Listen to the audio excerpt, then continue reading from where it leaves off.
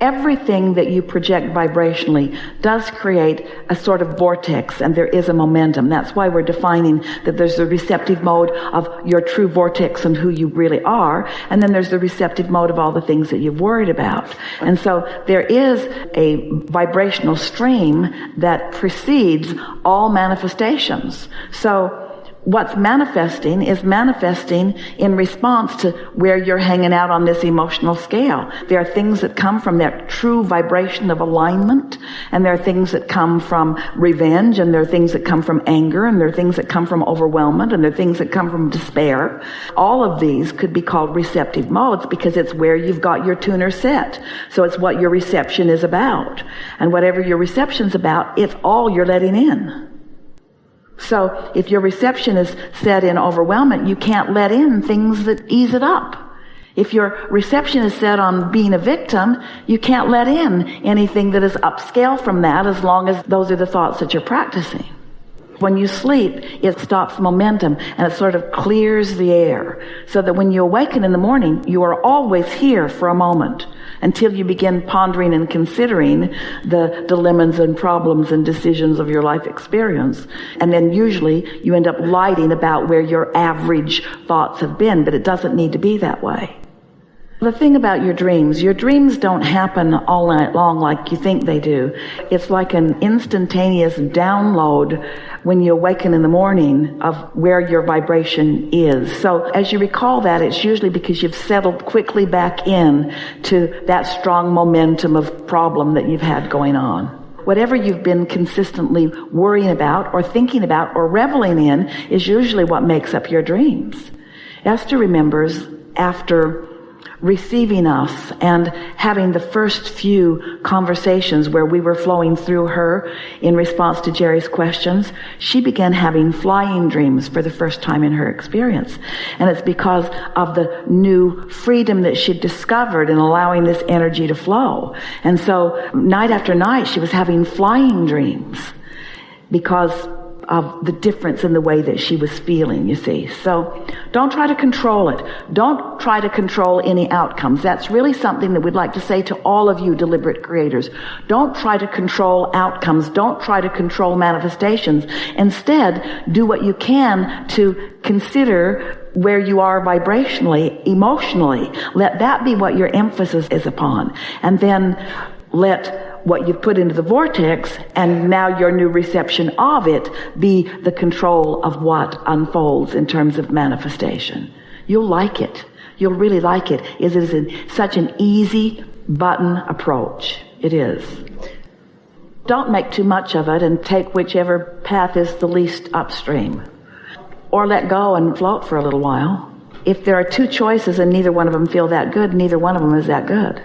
But you can't all of a sudden just cease to exist. You can't just stop thinking all of a sudden. You can't stop your momentum like that. So don't beat up on yourself because you can't.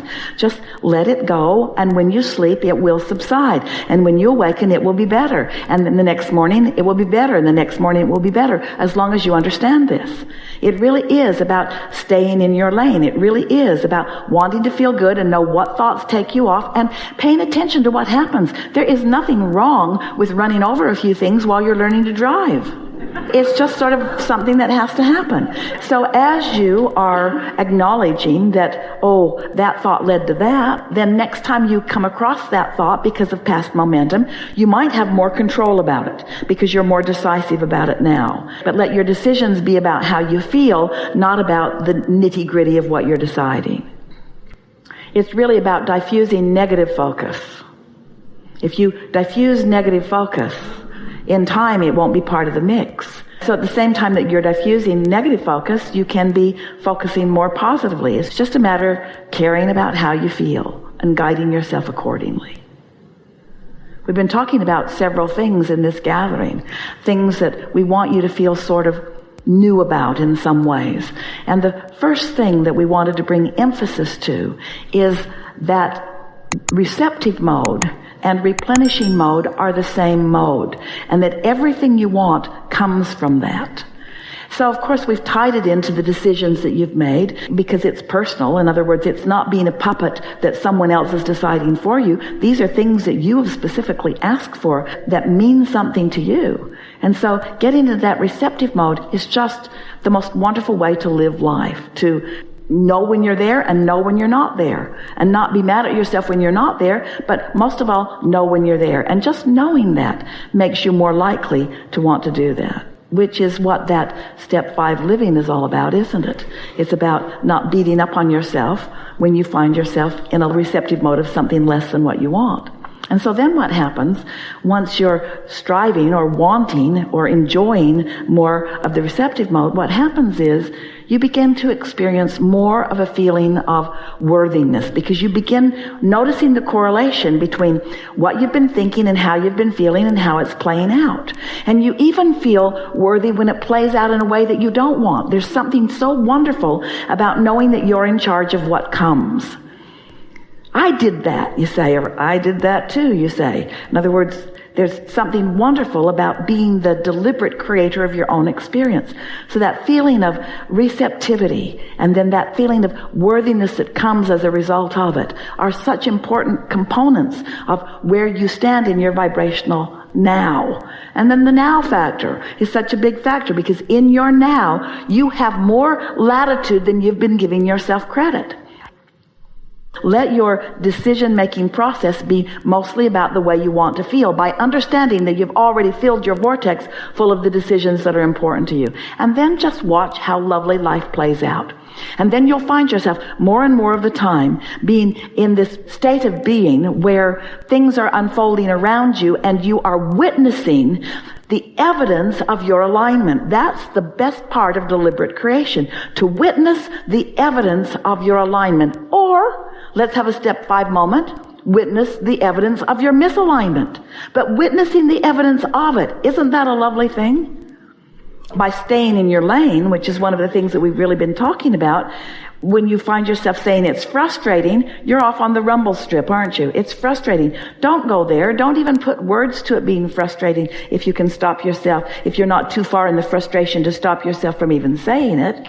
Just say, wait a minute, I can back off of that. I don't have to proclaim it. I don't have to continue to argue for my limitations, because that for sure is going to continue the momentum and take you off. Everyone has a propensity to do that a little bit, because you're sort of fact-based people. You've been trained to face reality. And we say, facers of reality do not change the reality that they're facing.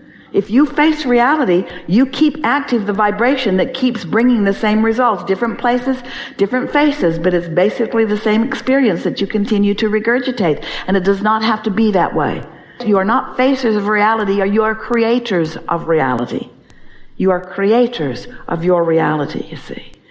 And so notice the correlation between the words that are coming out of your mouth, the conversations you're having with your friends. And notice how often you could have got back in your lane. You could have.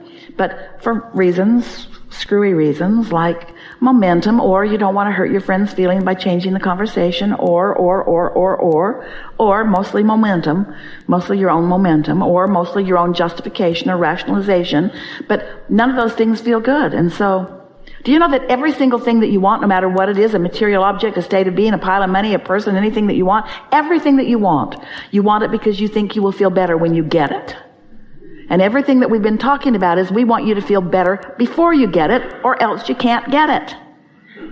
You got to feel good about the essence of it. You've got to feel good about the idea of it. You've got to feel good that you were in the receiving mode and even received the question of it or the problem of it. You got to feel good about all of it. It's time for you to start being proud of where you stand in this world. You're doing really well. Do you know, as a deliberate creator, in this sea of contrast, in this planet, you are masters of creation. It's why you're here. None of you are little new souls that are coming forth floundering like some of them want to tell you you are just because things aren't going well. That's not the case ever with any of you. You are masters at creation, and you've come into the most complex, most perfect diversity that has ever been in any dimension, any time, anywhere. Here you are, sifting and sorting for your personal conclusions about how you believe the world and your world within this world would be better. And your worthiness is such that everything that you conclude is understood and backed up by source completely. And the energy that creates worlds is focused on your behalf. It's time for you to line up with the focus that's already focused on your behalf. And if you do anything less than that, you'll feel frustration or worse.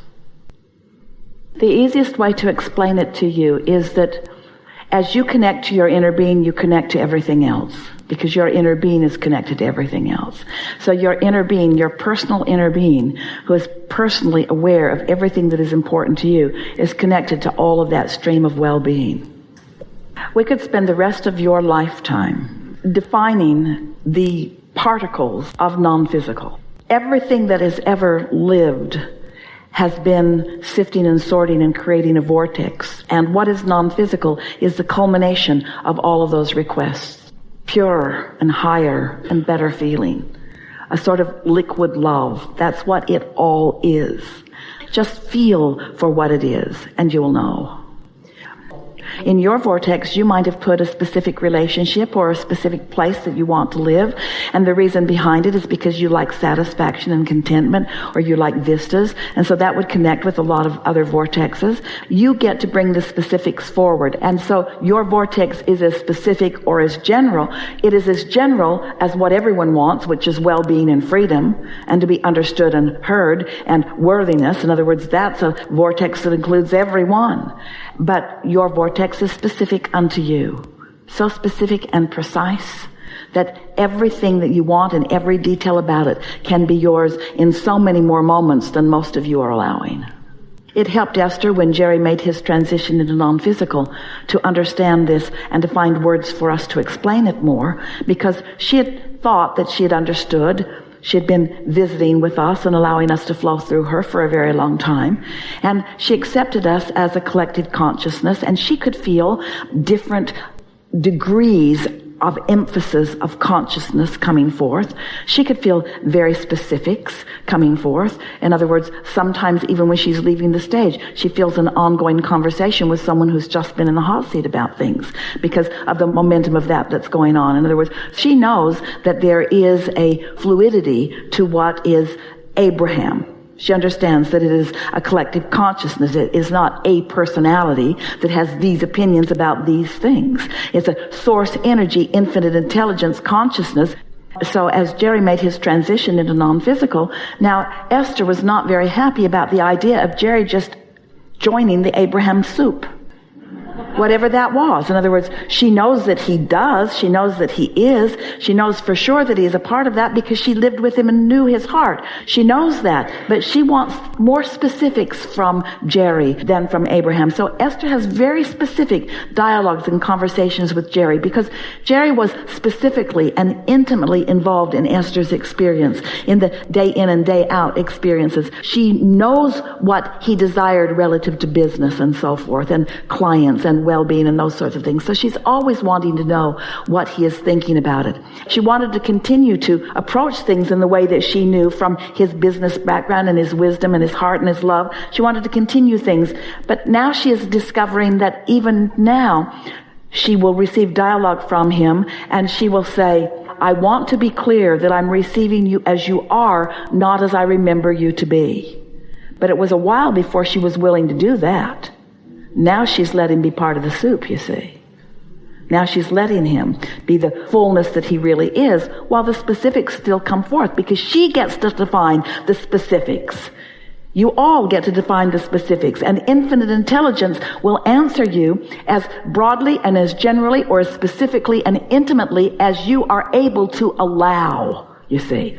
It's not your asking that is separating it out. It is your receptive mode. It is your trust. It is your receptive mode.